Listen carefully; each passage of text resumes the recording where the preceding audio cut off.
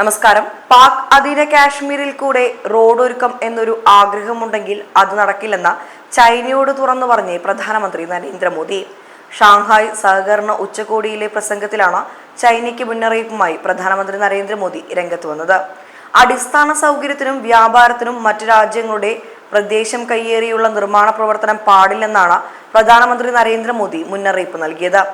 ചൈനയും പാകിസ്ഥാനും സഹകരിച്ച് പാക് അധീന കാശ്മീരിലൂടെ വൺ ബെൽറ്റ് റോഡ് നിർമ്മിക്കുന്നതിനിടെയാണ് മോദിയുടെ ഈ മുന്നറിയിപ്പ്. ചൈനീസ് പ്രസിഡന്റ് ഷീ ജിങ് പിങ് തന്റെ സ്വപ്ന പദ്ധതിയായി കൊണ്ടു നടക്കുന്നതാണ് belt and road initiative.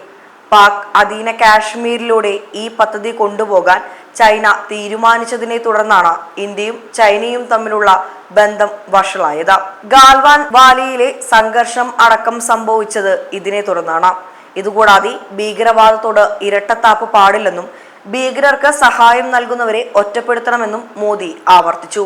Narendra Modi നേരിട്ട് പങ്കെടുക്കാത്തതിനാൽ എസ് ജയശങ്കറാണ് പ്രധാനമന്ത്രിയുടെ പ്രസംഗം ഉച്ചകോടിയിൽ വായിച്ചത്.